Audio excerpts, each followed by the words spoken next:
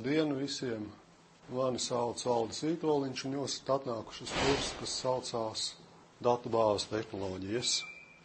Un šī ir pirmā lekcija 13. gada pavasarī. Kas ir sagaidāms tajā kursā? Šajā pirmajā lekcijas daļā es jums pastāstīšu vispārīgas lietas, kas jums ir jāzina, un kursa apjoms 4 kredītpunkti, kas ir 170 akadēmiskās stundas. Mazākā puse laika ir klātienes nodarbības, kas sastāv no lekcijām un praktiskajiem darbiem, un lekcijām es šobrīd vairs tik lielu uzmanību nepievēršu, jo teorētiskā daļa ir pieejama lekciju ieraksti, un līdz ar to man nav vajadzības tēlot atskaņotāju vai patafonu un stāstīt to pašu, ko es jau esmu vienreiz izstāstījis. Un lielākā puse laika ir patstāvīgie darbi, un tie jums jāpildā publiskajā bibliotekā, mājās, pie draudzenes, pie vecākiem, jebkur citur, pie kaut kāda datora, jo kurs ir pietiekami tehnisks, ar tāfeli un krītu vai ar papīru un zīmuli jums šajā kursā tīri nepietiks. Ja jūs esat ar datoriem jau pietiekami strādājuši, jūs labi zinat, kad ir ļoti milzīga atšķirība starp veiksmīgu gadījumu, cik ātri kaut ko var izdarīt, un neveiksmīgu gadījumu. Ja jūs esat apķērīgi un veiksmīgi, tad, protams, jums tik daudz laika mājas darbiem, patstāvīgiem darbiem nebūs jātērē, kā tas ir formāli paredzēts. Bet, ja jūs neesat apķērīgi, ja jūs neesat veiksmīgi, jo veiksme ir gudro un stipro sabiedrotā, tad, protams, jūs nevarat pasniedzējiem pārmest, ka jums tur bija daudzas stundas ar kaut kādu vienu sīku tur lietu jāņemās, kamēr beidzot sapratāt, ka tas pavisam vienkārši bija, ka to varēja 5 minūtēs izdarīt. Neko nevar darīt, tāds ir mācīšanās process. Ik pa laikam lietās, kas saistītas ar zinātni, ar jaunām tehnoloģijām, tā mēdz gadīties, ka pa priekšu jums jānodedzina daudzas stundas, lai beidzot saprastu, kā to varēja pareizi izdarīt pa 5 minūtēm. Tā tas notiek, tā kā tas šajā kursā arī ir paredzēts, ka jūs nevarat pārmest, ka uz kaut kādu vienu sīku knifu jums tur milzīgi daudz laika ir aizgājis. Kurs ir paredzēts diezgan praktisks, tad 80% no maksimālās atzīmes, kas ir 10 balvu sistēmā, jums sastāda praktisko darbu rezultāti.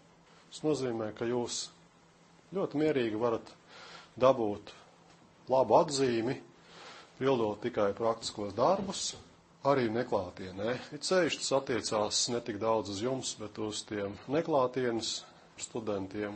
Dalība klātienē atzīmi uzlabo vai pasliktina tikai tik daudz, cik jūs paliekat manā atmiņā, un jums, piemēram, atnākat vēl uz eksāmenu, un tad tiek ņemts vērā, vai jūs labi uzvedāties klātienes nodarbībās vai slikti.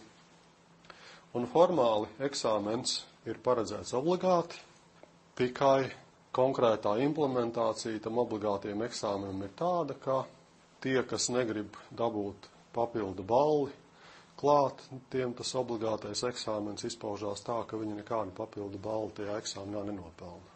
Tātad jums ir obligāts eksāmens, kurā, ja gribat, varat nopelnīt 0 balles. Un, lai jūs pārlieku mani neapgrūtinātu ar nākšanu uz eksāmenu ar domu, ka tāpat nav ko zaudēt, tad atzīme tiek rēķināta tā, ka par eksāmenu var nopelnīt no -1 līdz +3 ballēm. Tas nozīmē, ka jūs eksāmenā galīgi šķidri izskatāties, tad patiesībā var rasties aizdomas, ka jūs patstāvīgos darbus neesat pietiekami patstāvīgi strādājuši un ka neesat pat nopelnījuši pat tik daudz, cik jums sanāca pa patstāvīgiem darbiem. Un, lai jūs redzētu, ka pasniedzējs patiesībā ļoti labs, tad jūs varat redzēt, ka teorētiski šajā kursā ir nopelnīt 11 balles. Praktiski, protams, nevar, jo 10 balles ir maksimums, bet tas nozīmē to, ka jūs varat dabūt 10 balles arī ar ne ideāli izpildītiem patstāvīgiem darbiem, vai arī varat dabūt maksimālo atzīmi ar ne ideāli aizstāvētu eksāmenu, jo jums ir 1 balle šur vai tur rezervē. Lekcijas notiek klātienē vienreiz nedēļā, un tas ir tātad šogad tas ir otrdienas pēcpusdienas. Un, ja mums ir kaut kādi organizatoriskie jautājumi, tad pēc pirmās akadēmiskās stundas mēs to pārunājam otrās stundas sākumā. Gadījumā, ja ir tā, ka ir divas kategorijas studentu, daži vēlāk ierodās, daži ātrāk pazūd, tad kaut kur lekcijai pa vidu varētu būt, kad ir savākts maksimālais skaits grupā. Un, kā jau es teicu, tā tad pirmā daļa ir vairāk teorijas, otrā daļa ir vairāk prakses, un pēdējā laikā, tā kā teoriju jūs varat kā patstāvīgo darbu skatīties mājās, un es rekomendēju teorētisko materiālu noskatīties jums pieejamā laikā pirms jūs dodaties uz nākamo klātienes nodarbību, tad mēs varam dedzināt mums atvēlēto laiku tikai praktiskiem darbiem. Un vēl ir tāda rekomendācija, ka mūsdienās informācijas tehnoloģijas atgriežas pie seno laiku amatniecības principiem. Vienu laiku bija tā, kad industrializācijas pirmsākumos cilvēki bija amatnieki. Un amatnieks tas ir tāds cilvēks, kas ir tā kā, pašnodarbinātais, kurš, ja tas ir kalējs vai namdaris vai mūrnieks vai kas, viņam visi rīki ir personīgā īpašumā, kas viņam vajadzīgs. Ja tas ir mūrnieks, tad viņam tur ir spaiņi, trepes un ķelles, ja tas ir kalējs, tad viņam tur ir knaiblis un āmuri un vēl vis kaut kas cits, un viņi strādāja tādā laikā. Tajā brīdī, kad parādījās izdevīgāk ražošanu centralizēt, tad ievies tādu principu, ka cilvēki, kā parasti darbinieki, gāja uz rūpnīcām. Jūs aizgājāt tur pie virpas strādāt vai pie smēdes, pašam jums nekas nepiederēja. Viss piederēja darba devējiem, jums piederēja tikai jūsu galva un jūsu rokas. Jo fiziskas preces tādā veidā ražot vēl ar vienu ir izdevīgāk. Bet informācija tehnoloģijās mēs tagad atgriežamies pie seno laiku amatniecības principiem. Angļu valodā ir tāds termins bring your own device, saīsinājumā BYOD. Un nozīmē tas to, ka daudzi progresīvāki darba devēji saka, ka jūs varat nākt uz darbu IT nozarē paši ar savu spainītu un ķelli, un kas jums tur ir vajadzīgs, jo tas jums klausa labāk nekā kaut kas cits. Un šajos kursos es arī vedinu jūs uz tādu domu, ka, ja jūs līdz savam spainim un ķellī esat nonākuši savā nozarē, un IT nozarē tas ir savs dators, tad es jums rekomendēju to tā arī darīt.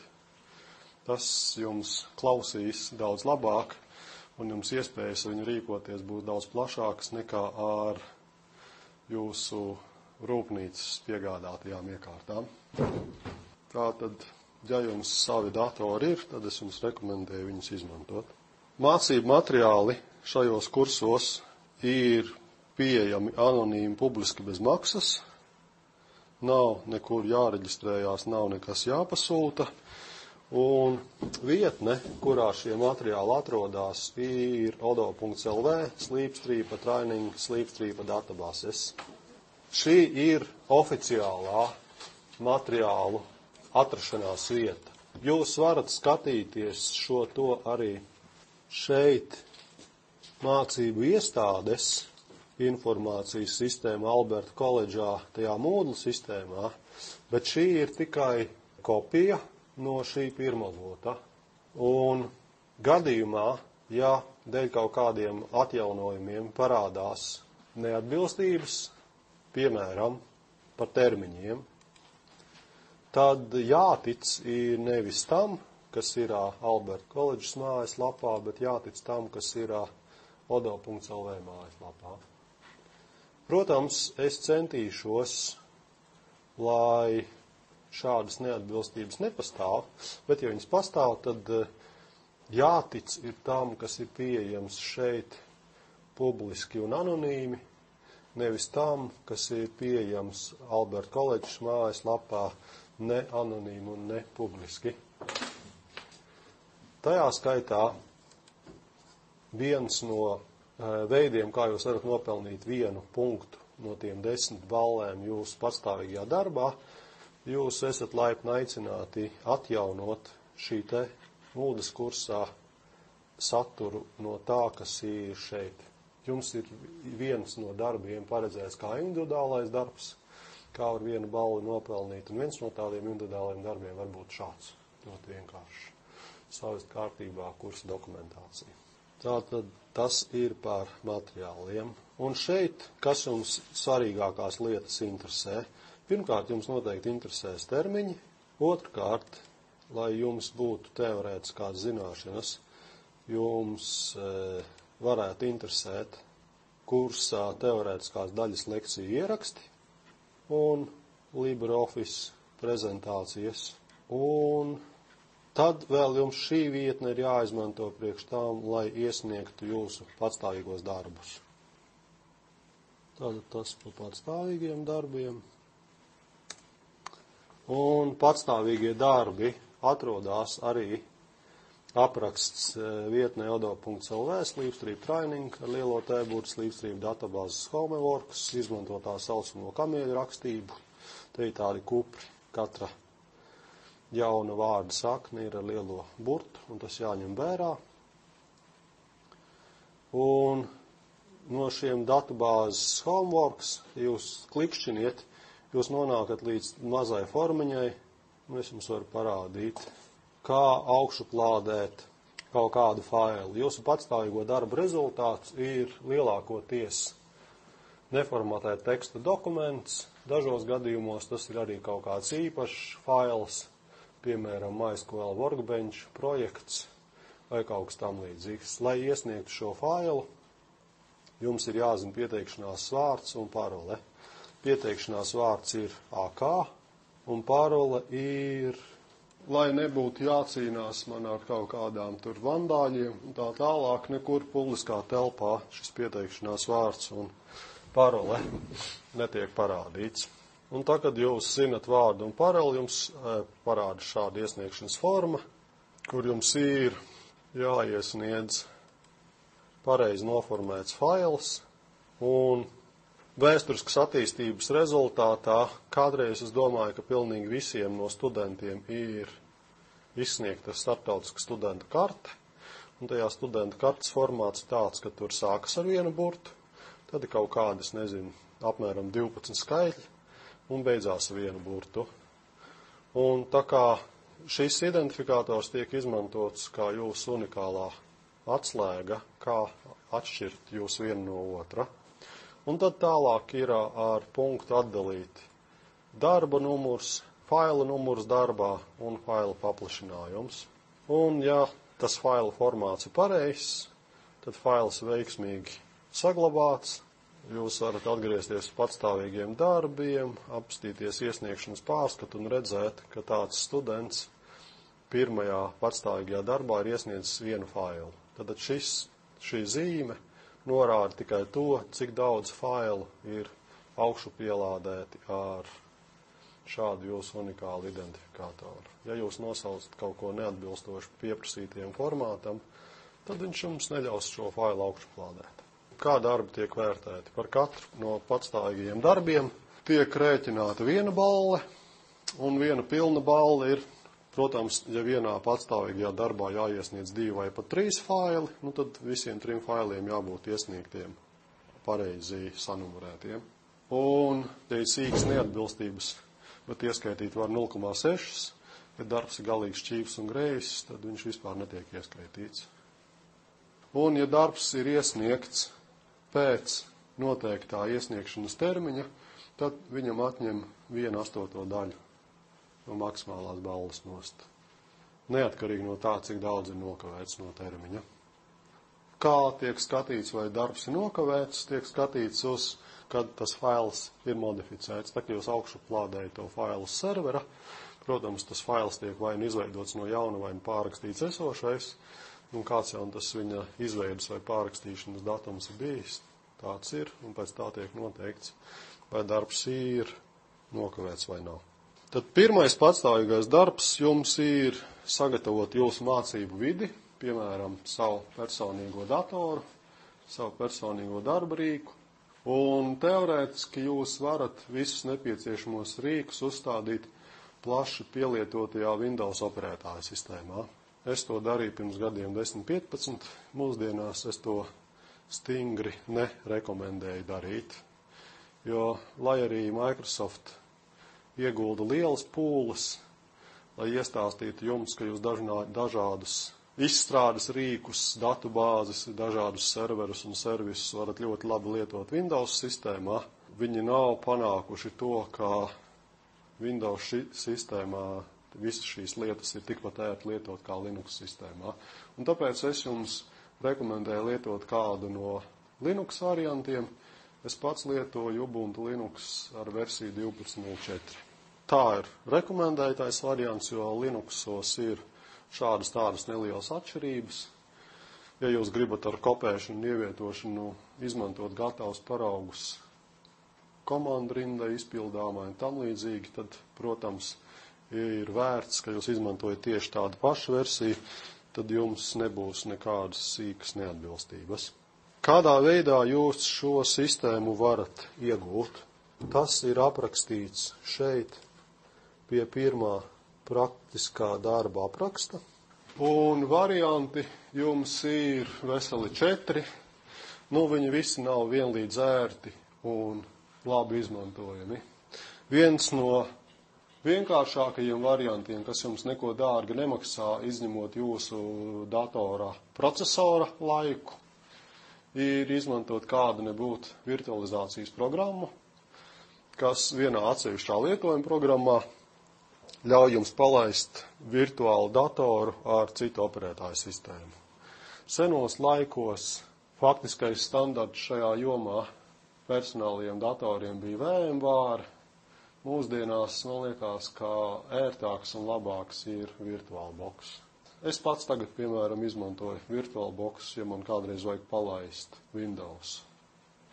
Otrs variants, kā jūs to varat darīt, ir izmantot taisnī Ubuntu Linux. Īpatnību ir tāda, ka jūs varat palaist, tas ir kā dual boot variants, ka jūs datora palaišanas brīdī izvēlaties vienu vai otru operētāju sistēmu, kuru palaist, bet atšķirība ir tāda, ka Ubuntu ļaujās uzinstalēties arī Windows failu sistēmā. Viņš pieliek klāt savu sāknēšanas pārvaldnieku, un tad vai nu jūs palaižat normālu Windows no viņa failu sistēmas, vai daudz maz normālu Ubuntu, kurš tikai nevis savā dabīgajā formātā saglabā cietajā diskā visu informāciju, bet nedabīgā formātā Windows failu sistēmā.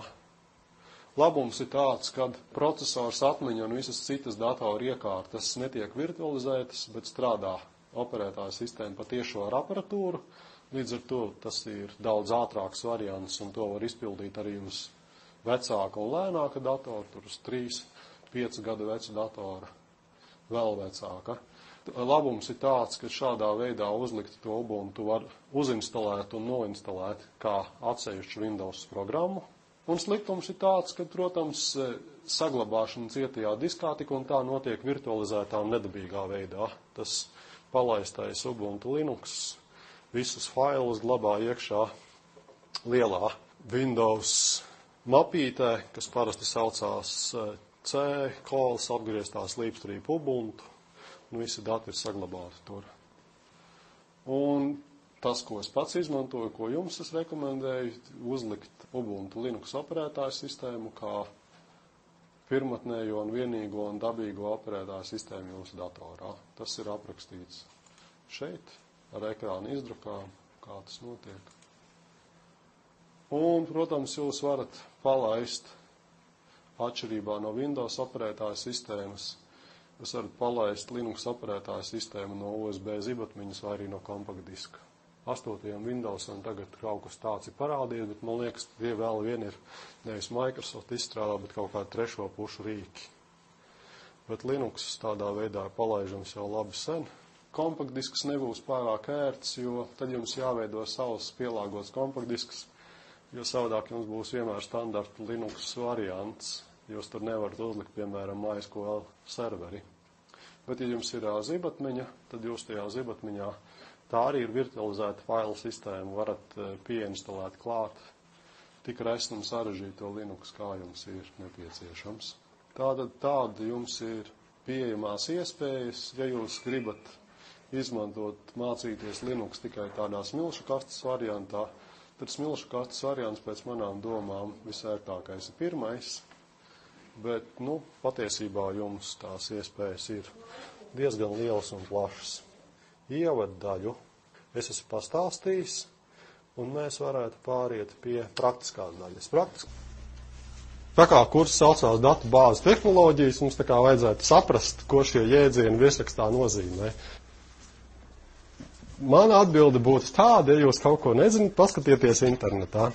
Latviešu valodā internetā, protams, nav ļoti daudz un dažāda informācija, bet ja jūs zinat kādu lielāku pārstāju valodu, piemēram, mūsdienu zinātnes valoda un tehnikas valoda ir angļu valoda, tad, protams, to uzzināt un nolasīt definīciju nav nekāda grūtība. Pēc teorētiķu un praktiķu domām datu bāze ir kaut kādā veidā loģiski saistīta datu kopums. Jums tajā mājas datora cietajā diskā stāv visdažādākā informācija. Tur varētu būt nopumpētas filmas, kaut kādi tur praktiskie kursa darbi, kaut kādi dokumenti. Šīs informācijas kopums, kas mums ir datora cietajā diskā, nav datu bāze. Lūk, tātad galvenā lieta ir tāda, ka vienīgā saistība tiem datiem ir saistība ar jums. Jums ir dažādas intereses un dažādas nodarbošanās, un tas viss jūsu plašais darbības spektrs, tā teikt, tiek atbalstīts izmantojot dažādu veidu datus. Bet šādu saistību uzskata, ka viņa nav pietiekami spēcīga, un pa datu bāzi uzskata tādus datus, kuriem tā saikne ir acīm redzama. Acīm redzama saistība ir kaut kādiem ar biznesu saistītiem datiem. Piemēram, Vidzemes augstskolā ir datu bāze par visiem studentiem. Un tur, protams, ir acīm redzama saistība. Visa tā informācija iet par konkrētiem cilvēkiem, kas bieži vien sēž vienā un tajā pašā telpā, bieži vien atrodas zem viena jumta, ir daudz maz līdzīgas intereses. Un tam līdzīgi, un tā ir datu bāze. Tātad datu bāzes vairāk vai mazāk vienmēr ir saistītas ar kaut kādu biznesa procesu. Ar biznesa pamatā ir domāta kaut kāda cilvēka nodarbošanās. Un tad, lai šo informāciju kaut kādā veidā uzturētu un padarītu ērtāku, tad to apkopo, saklasificē, sakategorizē, sakārto, saindeksē un visu, ko citu izdara. Un tādu informāciju, lūk, sauc par datu bāzi. Tad par datu bāzu vēsturi. Tātad datu bāzu vēsture ir diezgan gara un sarežģīta katrā gadījumā. Un sākās viņa, bez maz ar tiem laikiem, kad datori parādījās. Tie, kas mīl lietas vienkāršot, viņi sāk pa datoriem saukt gandrīz jebko.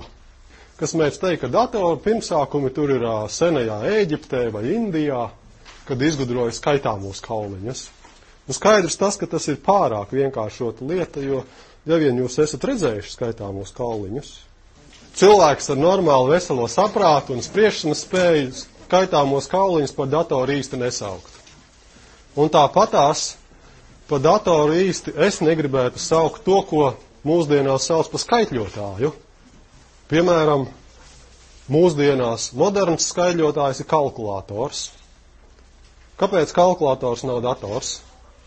Bet tur nav visas iespējas, ko ar tiem komponentiem var darīt. Galvenā datora atšķirība no skaitļotāja pēc manām domām ir tāda, ka tā ir universāla ierīce.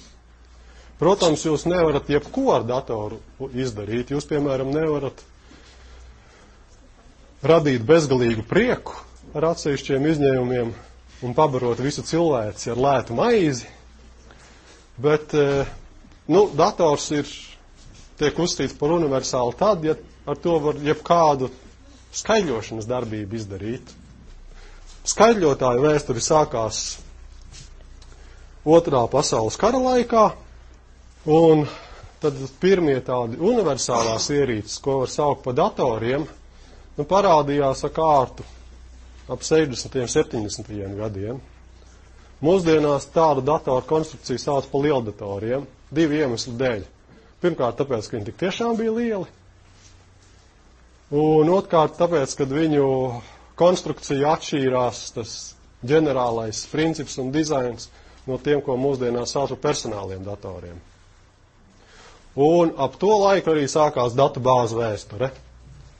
Viņas, protams, sāk izmantot militārām vajadzībām, bet pēc tam tas ieviesās arī lielajā biznesā un to pārņēma bankas, lai tur atvieglot naudas skaitīšanu. Un sākumā visa tā skaitļošanas tās darbības bija tā kā tad rakstīja atsevišķos failos. Nu, un tad, kad tās sistēmas palika arvien sarežģītākas, tad, protams, ļoti ātri atklāja to, ka ir operācijas, kas atkārtojas atkal un atkal. Angļu valodā ir tāds iedziens, ko saīsina pat SRUD. Create, read, update, delete. Bet, visbiežākā operācija patiesībā ir read.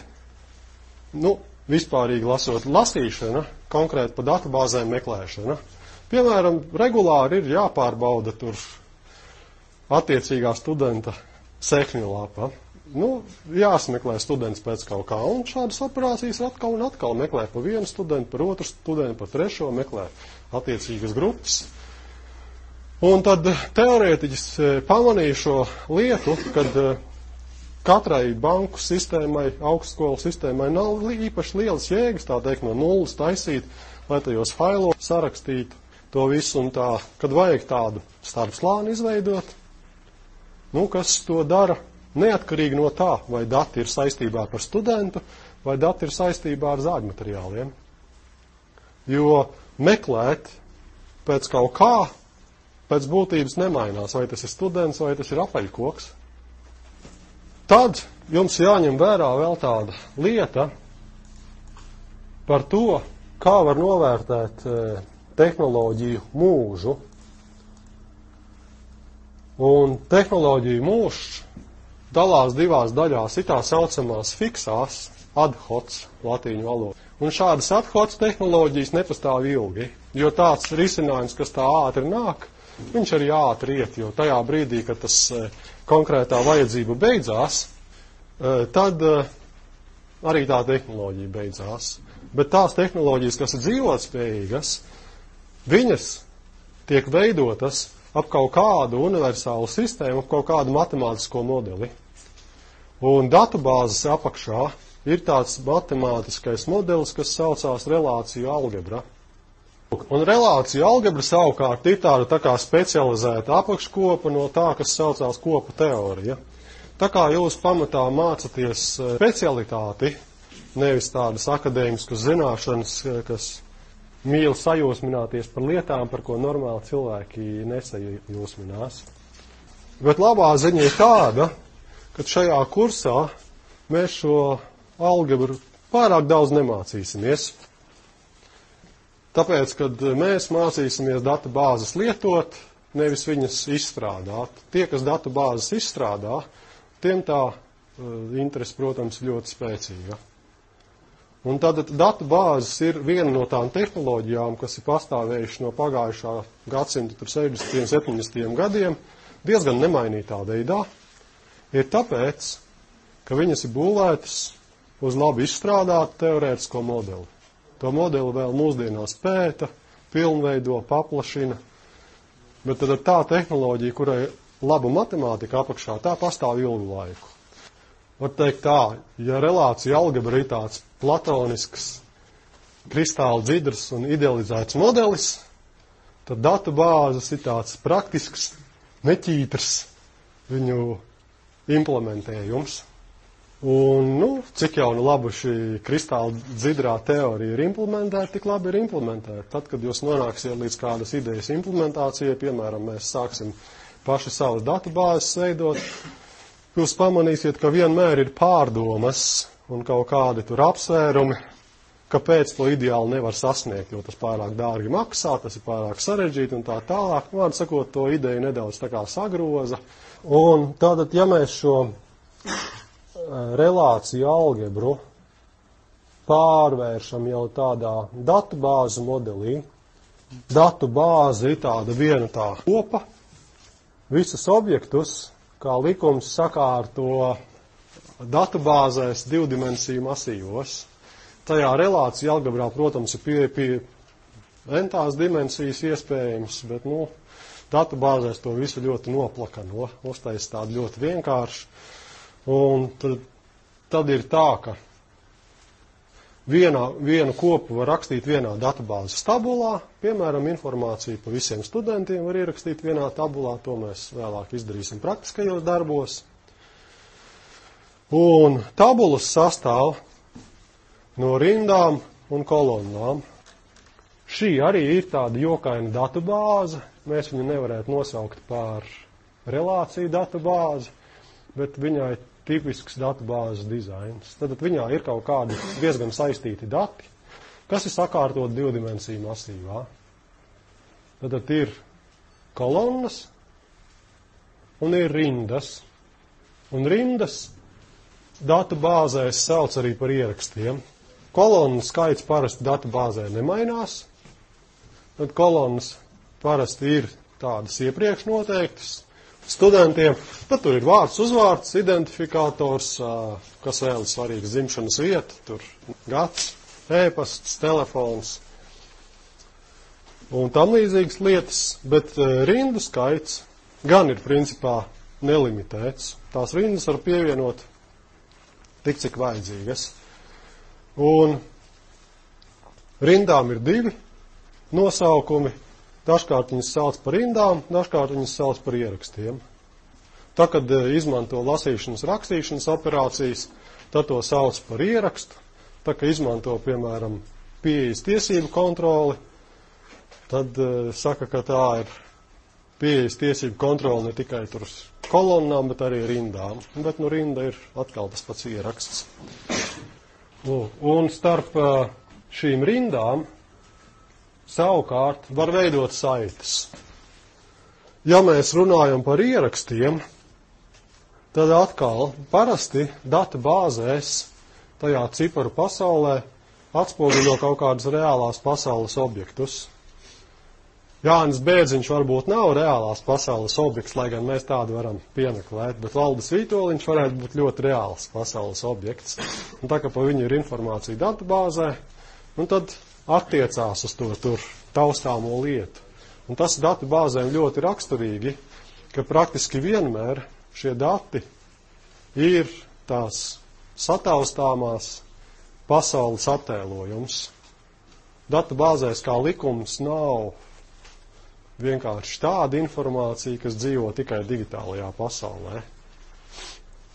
Tad mēs varam pamanīt, kad vārds un uzvārds varbūt tās nav labi, kā raksturot Valdi Vītoliņu, bet kā uzvārds patiesībā varētu būt atsevišķa īpašība. Un ka jāraksta nevis Jānis Bērziņš sekojoši, bet jāraksta sekojoši. Tad šīs konkrētos laukus, kas ir, tā kā reizrēķina tabula starp konkrētu kolonu un konkrētu rindu, to sauc par šī ieraksta atribūtu. Un viņam ir noteikta vērtība. Šim ierakstam vērtība ir Bērziņš. Tas var likties pārsteidzoši, bet visu sarežģīto taustāmo lietu pasauli var aprakstīt šādā reizrēķina tabulā, kurai tikai divas dimensijas - rindiņas, kolonnas un saistības starp rindiņām. Tas ir zināmas brilles, kā uz to lietu var raudzīties, bet ar tām brillēm nekad nav tā, ka neko no tās reālās lietu pasaules nevar ieraudzīt. Var ieraudzīt kaut kādā šķībā un jocīgā veidā, bet, lai arī kur mēs raudzītos, mēs to varam izteikt šādā veidā. Un to jūs, protams, arī iemācīsieties šajā kursā, kā šo sarežģīto lietu pasauli pārvērst šādā reizrēķina tabulā. Tad par to, kādas ir konkrētas datu bāzes. Konkrētas datu bāzes, protams, ir daudzas un dažādas, un līdz zināmai robežai pat tādu jēdzienu, ko mūsdienās sauc par elektroniskām tabulām, arī var uzskatīt par datu bāzi. Jo viņai ir ļoti daudz datu bāzi īpašības, vienīgais, kas viņai pietrūkst, viņā nav vērts veids, kā taisīt relācijas. Nu, vat šitiem ten, ja paskatāties, kas ir rakstīts formulā, kā šos datus eleganti sasaistīt. Un tāpēc to varētu teikt, ka tā nav relācija datu bāze, tas ir kaut kas bišķiņi vienkāršāks. Bet, ja mēs raugāmies uz datu bāzēm, tad mums, protams, pamatā interesē personālie datori, un tās tehnoloģijas ir sākot no tādām mazām un vienkāršām ērti lietojumām, līdz beidzot lielām un sarežģītām, ko var daudz izdarīt, bet tas ir sarežģīti izdarāms. Microsoft Access. Un tā ir personālos datoros visizplatītākā datu bāze. Ja mēs izmantojam atvērto rīku tehnoloģijas, tad mums ir pieejama tāda lieta, kas saucās Open Office Base. Vai varat pateikt šādai sistēmai, kāda ir viņas labā īpašība un kāda ir galvenā sliktā īpašība? Es jums parādīšu, kas ir galvenā labā īpašība pēc manām domām. Galvenā labā īpašība šādām datu bāzēm, kas strādā uz jūsu personālā datora, ir tas, ka viņas datus saglabā vienā failā, un šo vienu failu jūs varat pārsūtīt pa e-pastu, uzlikt uz failu servera, ielikt tur kaut kur Dropbox internetu mākonī, un jūs viņu varat atvērt ar dubultklikšķi. Ja jums tā vajadzīgā programma ir uzlikta, jūs pļukt, un jums tā datu bāze strādā. Jūs viņu varat lietot, jūs viņu varat modificēt, un tas ir šo mazo datu bāzu spēks. Un ir arī citas sistēmas. Es jums varu parādīt ilustrāciju, ja jūs skatāties uz tām brīvām programmām, tad ir tāda datu bāze, kas saucās Keksi. Viņa iet kopā ar KDE logu sistēmu, tāpēc viņa sākās ar burtu K. Lūk, bet tāda, piemēram, Open Office Base strādā uz jebkāda veida un stila personālā datora. Un tā ir laba īpašība, ja jūs izmantojat daudz un dažādu veidu datorus, ka jūs varat no dažādām sistēmām tam tik klāt. Lūk, tad galvenā labā īpašība tādām lokālām datubāzēm ir tāda, ka viņas ir ļoti ērti lietot, ja vien jums nav daudz cilvēku. Un vēl piedevām šīs datubāzes nodrošina arī daudzlietotāju režīmu, ja daudz lietotāju tam failam var tikt klāt.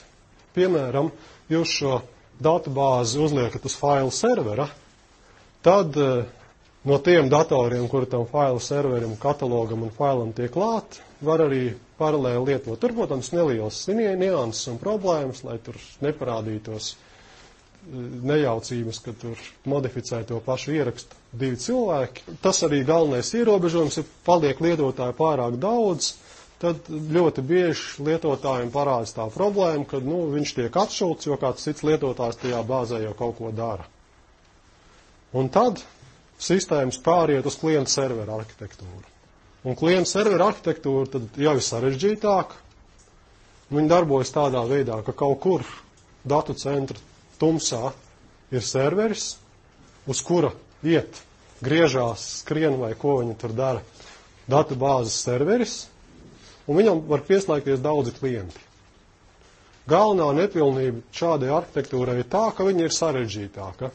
Lai jūs šo bāzi lietot, jums jābūt serverim, kas strādā. Protams, to serveri var palaist automātiski, viņš strādās visu laiku, kamēr jūs viņu neizmantojat un tam līdzīgas lietas. Bet tas ir vienīgais veids, kā nodrošināt to, kā daudz cilvēku to bāzi var lietot vienlaicīgi un paralēli. Un klientu serveru datubāzes mēs apskatīsim divas. Pirmkārt, viņas jums ir pieejamas bez maksas. Otrkārt, ja jūs vēlaties iedzināties relāciju algebrā, jūs varat skatīties viņu pirmkodu. Pirmā, ko mēs apskatīsim, ir MySQL, un otrā, ko mēs apskatīsim, ir PostgreSQL.